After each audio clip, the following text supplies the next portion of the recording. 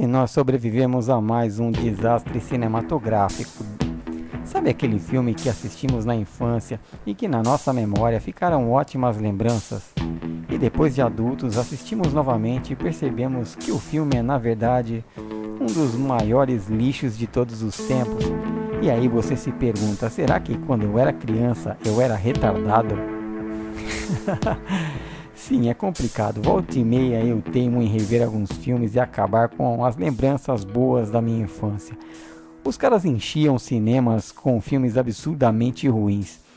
Sim, nós sobrevivemos a mais um exemplar horrível, um caça-níquel tosqueira lançado geralmente no período de férias escolares da época, para tomar o dinheiro dos inocentes garotos que não tinham noção de como eram enganados. E foi assim naquele verão de 1977.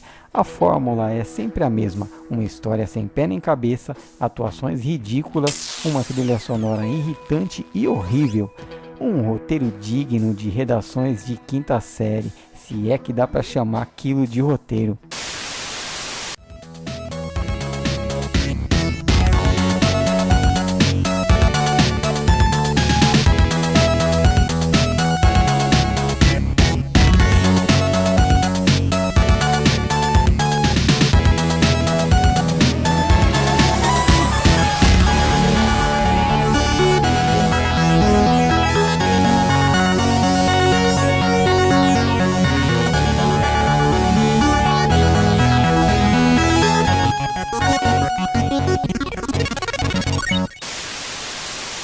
Mais uma boa lembrança da minha infância foi destruída. Assisti novamente Os Trapalhões nas Minas do Rei Salomão. Uma das piores coisas que assisti em toda a minha vida. Os Trapalhões são sim as maiores bilheterias do cinema nacional, de maneira indiscutível. E este não foi diferente. Nas Minas do Rei Salomão lotou cinemas e nos anos 80 deu muita audiência na TV.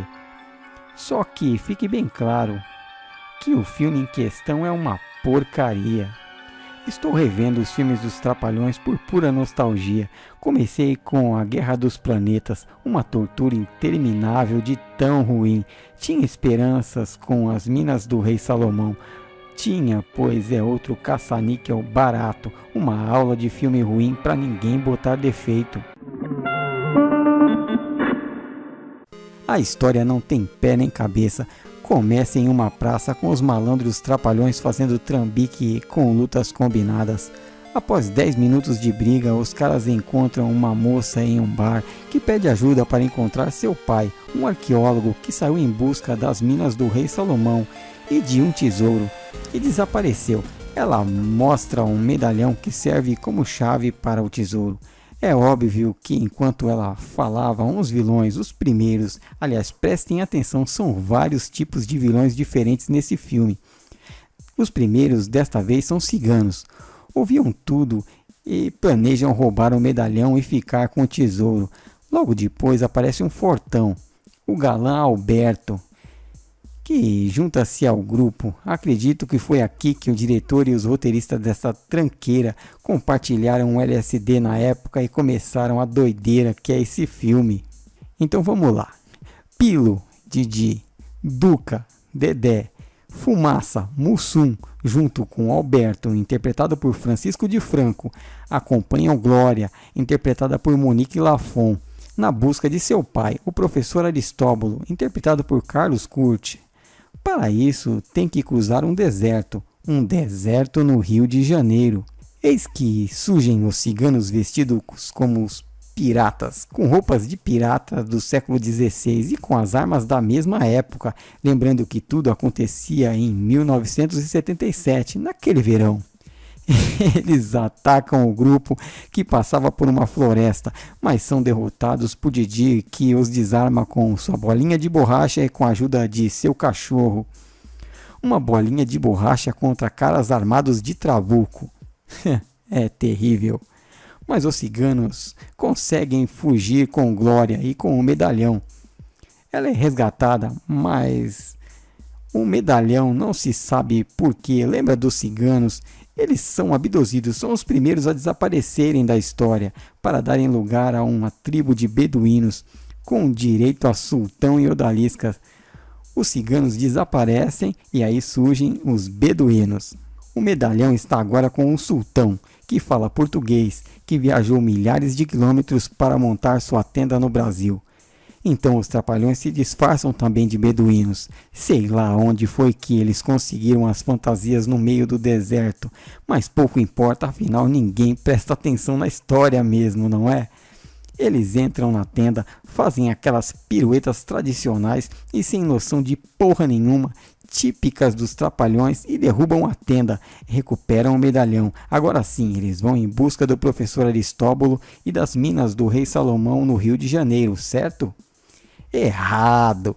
Esqueci de falar da bruxa e seu assistente maluco, que vivem no meio da floresta, no meio do deserto, e ela também quer o medalhão e o tesouro. Ela rouba o medalhão e foge para sua caverna. Espera aí, ainda não acabou. Os trapalhões vão atrás dela, que resolveu se esconder em um templo egípcio no meio da floresta. Templo este, é claro, protegido por guardas também egípcios, armados com espadas também egípcias, no meio da floresta, no meio do deserto, que fica no Rio de Janeiro. Aí então rola mais porradas e brigas estilo trapalhões. Eles recuperam o medalhão e agora sim vão em busca do professor Aristóbulo. E quem sabe encontrar o tesouro? Claro que não, a bruxa chama os amigos ninja dela, que surgem do além ou sei lá de onde. Aí rola mais porrada, correria e trapalhadas. Eles conseguem finalmente fugir para encontrar o miserável professor. Sinceramente, eu já estava torcendo para o filme acabar. Mas não mesmo. A bruxa é muito persistente, uma cretina miserável.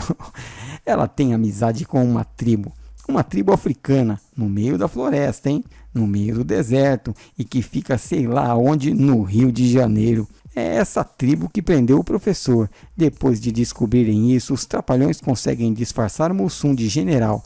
Preciso descobrir aonde eles conseguiram a fantasia, mas a essa altura eu nem me importava mais com porra nenhuma.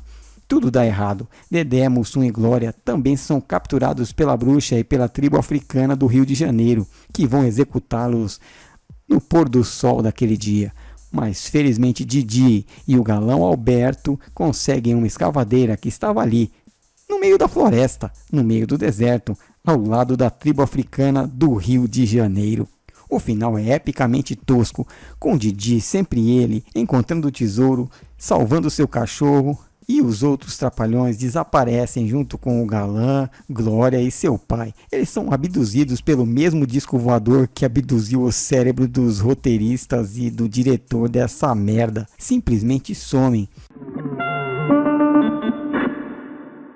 Confesso que sou fã dos trapalhões, eu insisto com isso.